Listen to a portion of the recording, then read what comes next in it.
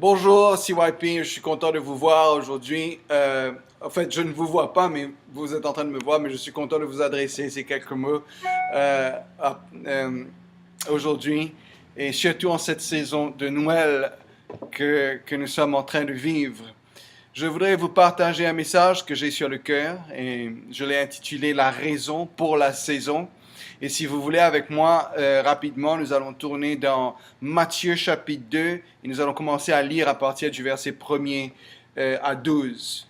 Jésus étant né à Bethléem en Judée au temps du roi Hérode, voici des mages d'Orient arrivèrent à Jérusalem et dirent, où est le roi des Juifs qui vient de naître? Car nous avons vu son étoile en Orient et nous sommes venus pour l'adorer. Le roi Hérode, ayant appris cela, fut troublé, et tout Jérusalem avec lui. Il assembla tous les principaux sacrificateurs et les scribes du peuple, et il s'informa auprès d'eux où devait naître le Christ. Ils lui dirent, à Bethléem en Judée, car voici ce qui a été écrit par le prophète. Et toi, Bethléem, terre de Juda, tu n'es certes pas la moindre entre les principales villes de Juda, car de toi sortira un chef qui paîtra Israël, son peuple. Alors Hérode fit appeler en secret les mages et s'enquit soigneusement auprès d'eux depuis combien de temps l'étoile brillait. Puis il les envoya du moins à Bethléem en disant, allez et prenez des informations exactes sur le petit enfant. Quand vous l'aurez trouvé, faites-le moi savoir afin que j'aille aussi moi-même l'adorer. Après avoir entendu le roi Hérode, ils partirent et voici l'étoile qu'ils avaient vue du moins en Orient marcher devant eux jusqu'à ce qu'étant arrivé au-dessus du lieu où était le petit enfant, elle s'arrêta. Quand ils aperçurent l'étoile, ils furent saisis d'une grande joie. Ils entrèrent dans la maison, virent le petit enfant avec Marie sa mère, se prosternèrent et l'adorèrent. Ils ouvrirent ensuite leur trésor et lui offrirent en présent de l'or, de l'encens et de la myrrhe. Puis, divinement avertis en songe de ne pas retourner vers Hérode, ils regagnèrent leur pays par un autre chemin. Premièrement, je dois vous dire quelque chose. Je suis en train de faire cette petite euh, euh, recording, enregistrement de ce message. Et je suis en train de le faire moi seul, ici sur mon computer. Donc, il se pourrait qu'il y ait quelques petits dérapages techniques. Je suis ici, en ce moment-ci, dans le sanctuaire de notre église.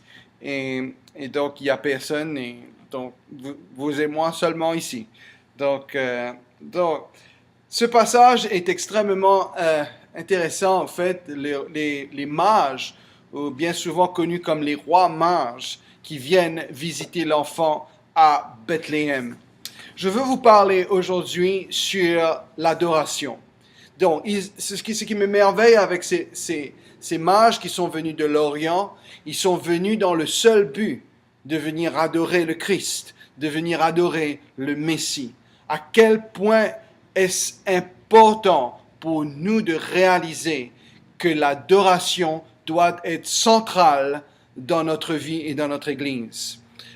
Donc, je veux vous parler un peu sur l'adoration en cette saison de Noël, parce que c'est la raison pour cette saison. C'est d'adorer le Christ qui est ressuscité, mais le Christ qui est venu aussi comme un enfant à Bethléem et qui a grandi parmi nous et qui est parti sur cette croix et a donné sa vie pour nous et qui est ressuscité aujourd'hui. Donc, j'aime bien la passion de vouloir venir l'adorer. Ils ont quitté tout. Ils ont traversé le désert. Ils ont traversé toutes sortes de difficultés. Pendant des mois, ils ont voyagé dans le seul but de venir adorer le Seigneur. Moi, je pense qu'il n'y a aucune vraie joie dans la vie d'un chrétien, d'une personne tout simplement, si nous ne sommes pas en train d'adorer le Seigneur notre Dieu. Parce que vous voyez, nous avons été créés pour l'adorer. Nous avons été conçus pour adorer notre Dieu.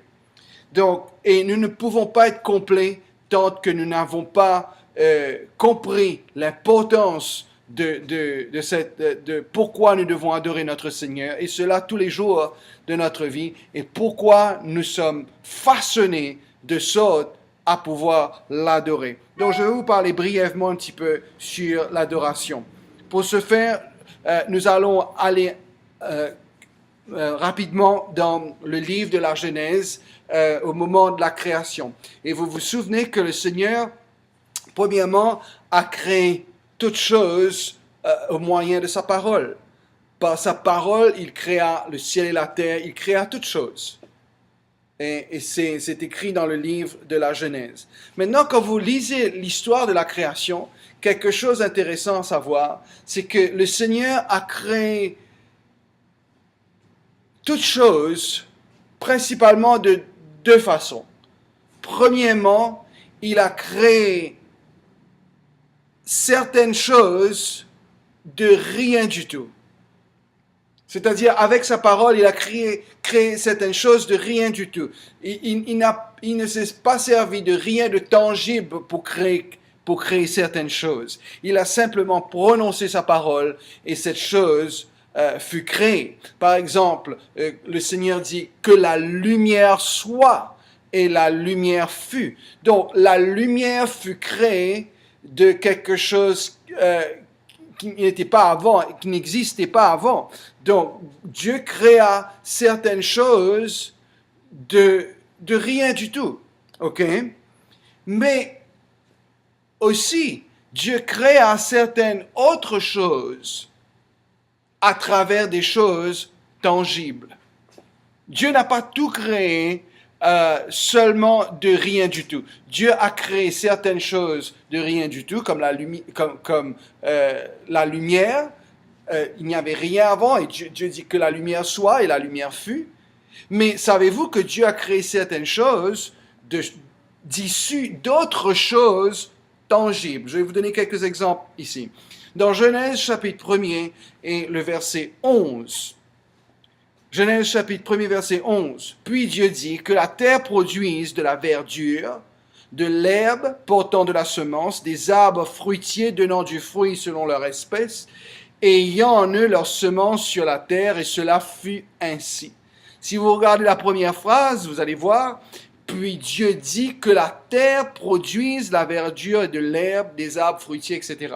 Que la terre produise. Donc Dieu avait créé la terre de rien du tout, mais lorsque Dieu créa les arbres et la verdure et toute la semence sur la terre, okay, Dieu créa toutes ces choses en parlant à la terre. Si vous regardez bien, il est dit ici, puis Dieu dit que la terre produise de la verdure. Donc, pour que certaines choses soient créées, Dieu parla à la terre. Et verset 12, quand Dieu ayant parlé à la terre produisit de la verdure, de l'herbe portant de la semence selon son espèce, et des arbres donnant du fruit en ayant en eux leur semence selon leur espèce, et Dieu vit que cela était bon. Donc quand Dieu créa les arbres et la verdure, il parla à la terre. Maintenant, autre exemple encore, toujours dans le livre de la Genèse, si vous descendez au verset 24, et Dieu créa maintenant les animaux de la terre. Et Dieu dit que la terre produise des animaux vivants, selon leur espèce, du bétail, des reptiles et des animaux terrestres, selon leur espèce, et cela fut ainsi. Donc, vous voyez aussi dans cet exemple que lorsque Dieu créa des animaux sur la terre, des bêtes sauvages et du bétail, des reptiles, enfin tous les animaux de la terre, Dieu ne créa pas les animaux de la terre de rien du tout. Dieu créa les animaux comme il a créé les plantes de la terre, issues de la terre. Donc Dieu parla à la terre et la terre produisit ses plantes et la terre produisit ses animaux sur toute la terre. Donc Dieu parla à la terre. Maintenant, toute la verdure, toutes les plantes, tous les animaux de la terre qui sont maintenant issus de la terre, qui viennent de la terre trouvent leur subsistance par la terre, à travers la terre, et retournent à la terre. La raison pour laquelle ils retournent à la terre, parce qu'ils proviennent de la terre. Donc, ils proviennent de la terre, ils trouvent leur subsistance à travers la terre, et ils retournent à la terre. Les arbres, les animaux de la terre, donc, retournent à la terre. Et la même chose concernant les animaux et les plantes de la mer. Dans Genèse chapitre 1er verset 20, un autre exemple encore, Dieu dit que les eaux produisent en abondance des animaux vivants et que les oiseaux volent sur la terre vers l'étendue du ciel. Donc, quand Dieu voulut créer des choses de la mer, ok, Dieu parla à la mer. Donc, toutes les créatures provenant de la mer trouvent leur subsistance, ok, trouvent leur subsistance de la mer et repartent vers la mer. Parce qu'ils sortent de la mer, parce que Dieu les a créés en disant à la mer, mer commence à produire des animaux, commence à produire des plantes, et tous ces plantes et tous ces animaux de la terre, la mer du moins, sont sortis de la mer, trouvent leur subsistance dans la mer et retournent vers la mer. Mais le plus important est ceci, et c'est le point que je veux emmener aujourd'hui, c'est que Dieu parla, Dieu décida du moins à créer l'homme. Et quand Dieu décida de créer l'homme, Dieu ne créa pas l'homme de rien du tout. Dieu ne parla pas à la terre. Dieu n'a pas parlé au ciel. Dieu n'a pas parlé à la mer. Mais Dieu a parlé à lui-même. Dieu a parlé à lui-même. Pour créer les animaux de la terre, Dieu parle à la mer. Pour créer les animaux et les plantes de la mer, Dieu parle à la mer.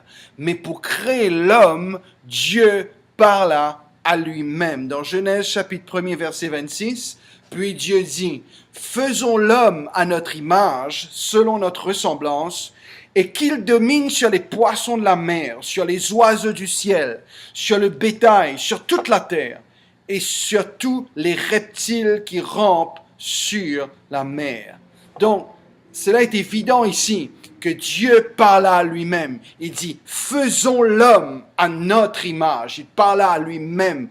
Il y a eu comme un comité dans le ciel entre le Père, le Fils et le Saint-Esprit. Il y a eu comme ce comité et Dieu dit à lui-même, faisons l'homme à notre image. Donc, maintenant, ce qui est important de réaliser, c'est ceci. Puisque nous sortons de Dieu, nous provenons de Dieu, nous sommes issus de Dieu, Dieu parla à lui-même pour nous créer, donc nous trouvons notre subsistance de Dieu et nous repartons vers Dieu. Nous repartons vers Dieu. Et voilà comment ça se passe. Nous sommes issus de Dieu, nous trouvons notre subsistance à travers la parole de Dieu et nous repartons chaque jour vers le Seigneur à travers l'adoration. Un jour, c'est vrai que nous allons être au ciel avec lui pour tout le temps, mais chaque jour, nous sommes appelés à retourner vers lui à travers le moyen de l'adoration. Maintenant, si vous étudiez bien le passage de la création, vous allez aussi voir que Dieu forma l'homme en utilisant la terre, en utilisant la terre, en utilisant the soil of the earth, la terre. Donc Dieu prit de la boue et forma l'homme et insuffla dans ses narines le souffle de la vie. Et ça, c'est important, parce que vous pouvez me dire, Bernard, mais est-ce que nous ne sommes pas, nous aussi, issus de la terre, parce que Dieu nous a créés en nous formant, en se servant de la boue, en se servant de la terre pour créer l'homme. Je dois vous dire ceci, que notre vraie nature n'est pas notre corps. Si vous savez cela, nous sommes tous des êtres spirituels. Nous sommes tous des êtres spirituels, nous possédons une âme et nous vivons dans un corps. Et le jour que Dieu façonna l'homme avec de la terre, c'était pour former son corps, mais son être, mais l'homme lui-même n'est pas issu de la terre. L'homme lui-même, c'est-à-dire son esprit, sa vraie nature est issue de Dieu. C'est pourquoi, parce que notre corps est issu de la terre, notre corps trouve sa subsistance de la terre et notre corps repart vers la terre. Et c'est pourquoi si nous avons besoin de manger, de boire, nous avons besoin de nous nourrir chaque jour, et toute cette nourriture, nous la trouvons au moyen de la terre. Mais il y a quelque chose de plus grand que notre corps, et cela est notre esprit. Et notre esprit, quand notre corps ira vers la terre, notre esprit retournera vers le Seigneur pour toujours, parce que notre esprit n'appartient pas à la terre, notre esprit appartient au Seigneur. Maintenant, ce que je veux vous parler, c'est l'adoration. Je ne suis pas en train de vous dire que je ne suis pas en train de parler ici que un jour nous allons aller vers le Seigneur pour toujours et vivre avec lui dans le ciel, parce que cela se fera. Mais je suis en train de vous parler d'aller vers le Seigneur chaque jour au moyen de l'adoration, parce que c'est lui qui nous a créés et nous sommes issus de lui. J'ai envie de vous dire que l'adoration est l'expression d'amour par excellence envers notre Dieu. Lorsque nous adorons le Seigneur, nous sommes en train de dire, Seigneur, je te place sur la plus haute marche de ma vie. En d'autres mots, ce que vous placez sur la plus haute marche de votre vie, c'est la chose ou la personne que vous allez adorer dans votre vie. Et ça peut être des choses. Il y a des gens qui placent par exemple l'argent sur la plus haute marche de leur vie et ils finissent par adorer l'argent. Il y a des gens qui placent eux-mêmes sur la plus haute marche de leur vie et ils finissent par s'adorer soi-même. Il y a des gens qui placent le plaisir sur la plus haute marche de leur vie et ils finissent par adorer le plaisir. Et ma question est, qu'avez-vous placé sur la plus haute marche de votre vie? Et en ce temps de Noël, je vous encourage à, comme les rois mages, à placer au-dessus de toute chose de votre vie le Seigneur Jésus-Christ et à commencer à l'adorer, parce que vous et moi, nous avons été créés pour l'adorer. Et nous trouvons notre plus grande joie et notre plus grande satisfaction en l'adorant, en le plaçant sur la plus haute marche de notre vie. Et aussi parce que, vous voyez, nous dépendons du Seigneur. Tout comme les plantes, les animaux de la terre trouvent leur subsistance de la terre et retournent vers la terre. Tout comme les poissons de la mer trouvent leur subsistance de la mer.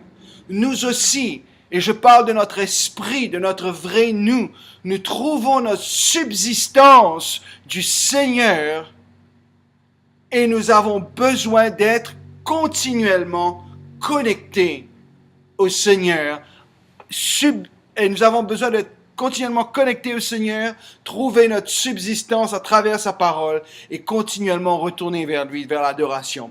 Maintenant, je vous pose la question, qu'arriverait-il, ok, si les plantes et les animaux décident de vivre indépendamment de la terre? Par exemple, qu'arriverait-il si les animaux de la terre disent, ok, nous n'est plus pour vivre sur la terre, nous pouvons vivre sur la ligne? Right? Et si ces animaux se disent comme ça, ok, nous allons vivre sur la lune, nous n'allons pas vivre sur la terre, nous allons vivre indépendamment de la terre, ils ne pourront pas subsister.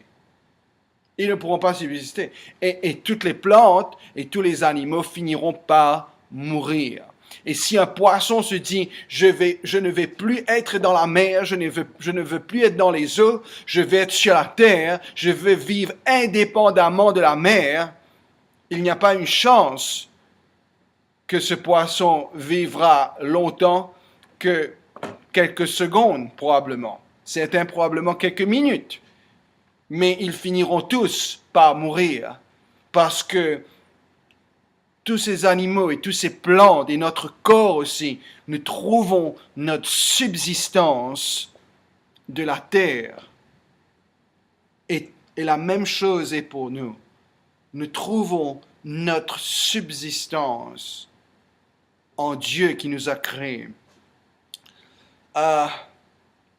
Une chose que je réalise, c'est que, et ça a été la même chose pour Adam et Ève. Vous vous rappelez, Adam et Ève, ils ont décidé de devenir comme Dieu, indépendamment de Dieu. Et qu'est-ce qui est arrivé le moment qu'ils sont devenus indépendants de Dieu, ils ont désobéi, ils ont dit comme ça, ils ont été tentés par l'ennemi qui a dit comme ça que vous serez comme des dieux.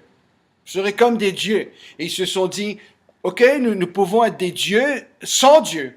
Et le moment qu'ils ont pris cette décision à prendre le fruit défendu, immédiatement, ils ont connu la mort. Pas la mort dans leur corps, mais la mort spirituelle. Nous ne pouvons pas être déconnectés, chers amis. C'est le point que je veux emmener. Nous ne pouvons pas être déconnectés. Je réalise que tout ce qui est déconnecté ne marche pas bien, même dans les petites choses de notre vie. Je me rappelle, il y a des années de cela, j'avais acheté un appareil électronique à la maison. Je me rappelle pas, je me rappelle que c'était quelque chose qui avait à faire avec une stéréo.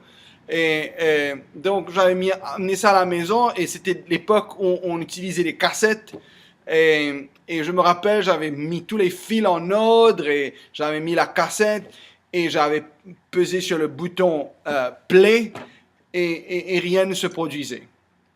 Et j'étais extrêmement frustré pour finalement découvrir que j'avais oublié de mettre le fil, le courant, le fil dans le plug de l'électricité. Donc, il n'y avait pas d'électricité et c'est la raison pour laquelle cet instrument ne marchait pas. Le point que je veux emmener ici, c'est ceci. C'est que rien ne marche réellement si ce n'est pas connecté. Et ma question pour vous est, êtes-vous connecté avec le Seigneur chaque jour? Peut-être que vous avez accepté le Seigneur Jésus-Christ comme votre Seigneur et votre Sauveur. Mais êtes-vous connecté avec lui chaque jour? Et vous pouvez connecter avec lui chaque jour au moyen de sa parole et au moyen de la prière et de l'adoration. C'est un des moyens par excellence que nous pouvons actuellement être connectés avec le Seigneur chaque jour. Donc, vous savez, il y a des séquelles, des indices qui montrent qu'il y a une déconnexion quelque part dans notre vie. Je me rappelle, il y a des années de cela, pendant que j'étais à Maurice, je passais par un moment très dur dans le ministère et je me rappelais que je me donnais corps et âme dans le ministère. Je faisais beaucoup de choses euh, autour de moi. Mais même si les choses semblaient progresser autour de moi dans le ministère, pourtant, au fond de moi, dans mon cœur, je ressentais que mon cœur devenait de plus en plus petit, se rétrécissait, dans le sens que ma relation avec le Seigneur n'était pas aussi joyeux que cela aurait dû être, n'était pas aussi excitant et rempli de joie. C'était devenu assez fade dans cette relation avec le Seigneur. Et pourtant, les choses autour de moi semblaient marcher. Et je réalisais à ce moment-là, je me rappelle, et j'ai même fait face à une sérieuse déprime à cette époque, et pour finalement trouver que le plug de ma vie, le plug de mon esprit, au fait, était quelque part déconnecté à sa présence. Et quand je décidais à ce moment-là de reconnecter le plug avec le Seigneur, je retrouvais ma joie de vivre, j'ai retrouvé ma passion de vivre, et je retrouvais ma marche avec le Seigneur de façon dynamique que j'avais perdue pendant ce moment de déconnexion qui avait amené que déprime et découragement et toutes sortes de choses. Et le point que j'ai envie d'emmener maintenant, c'est de vous dire ceci. Êtes-vous en ce moment-ci en train de vivre une manque de joie? Vous venez à l'église, vous êtes involved dans l'église, vous faites pas mal de choses, et peut-être vous lisez votre Bible tous les jours, mais il y a quand même cette joie qui n'y est plus, cette passion n'y est plus. La tentation est beaucoup plus alléchante.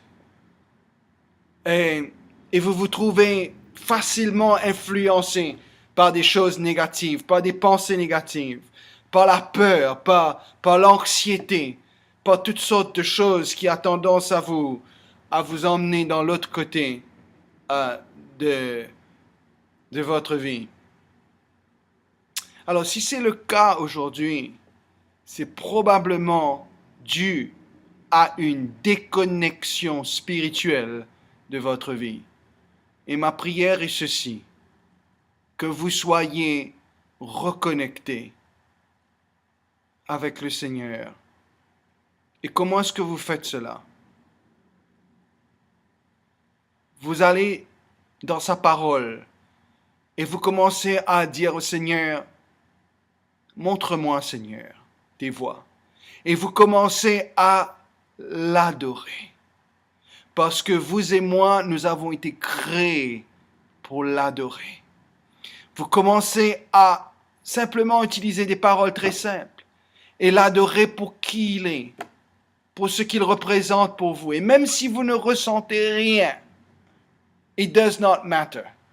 Vous continuez à rester dans cette attitude d'adoration continuelle en le remerciant. Et vous allez voir qu'après un certain temps, cette reconnexion se fera. Parce que notre esprit a été fait pour être connecté au Seigneur. Notre esprit a été créé pour l'adorer. Et quand nous allons commencer par notre adoration, et en méditant sur sa parole, et dans la prière, et en nous reconnectant à lui, vous allez voir que la vie chrétienne est vraiment une vie passionnante et extraordinaire. Et donc, je veux vous challenge aujourd'hui, en ce temps de Noël, comme les mages sont venus l'adorer à Bethléem. Pour adorer le Seigneur, pour avoir cette reconnexion dans votre vie, cela voudrait dire de prendre certains risques. Cela voudrait dire de prendre les taureaux par les cornes.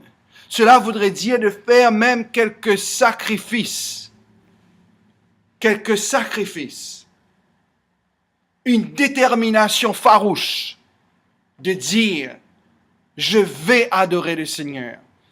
Je vais adorer le Seigneur. Je vais passer du temps avec lui. Je veux être reconnecté avec mon Seigneur.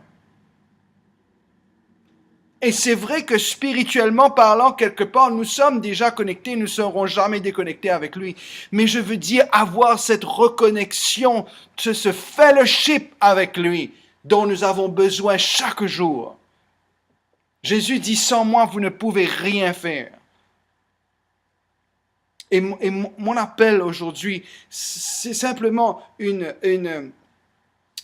un message très simple que je vous donne, d'être reconnecté au Seigneur, de le placer sur la plus haute marche de votre vie, de le placer au centre de votre vie et dire, Seigneur, je veux apprendre à t'adorer, à t'honorer.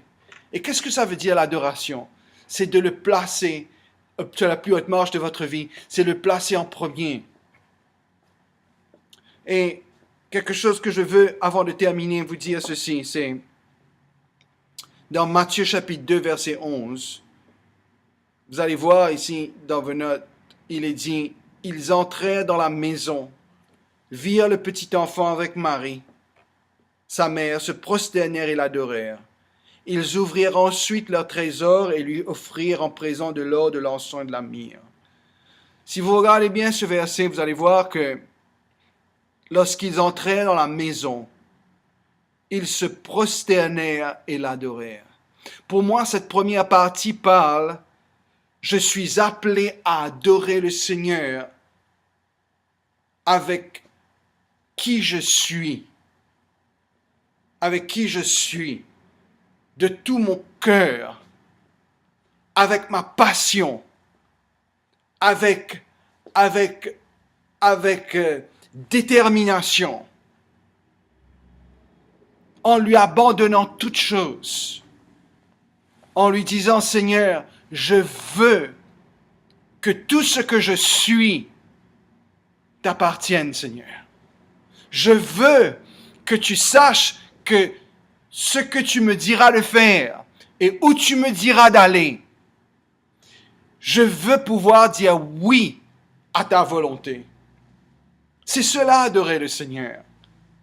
C'est de l'adorer de toute notre âme, de toutes nos forces et de tout notre esprit, de tout ce que nous sommes et tout ce que le Seigneur désire. L'adoration n'est pas seulement lever les mains et taper dans les mains. L'adoration n'est pas seulement de dire de belles paroles. L'adoration est de lui donner toute notre vie et de dire, Seigneur, voici ma vie. Elle ne m'appartient plus, mais elle t'appartient, toi, Seigneur.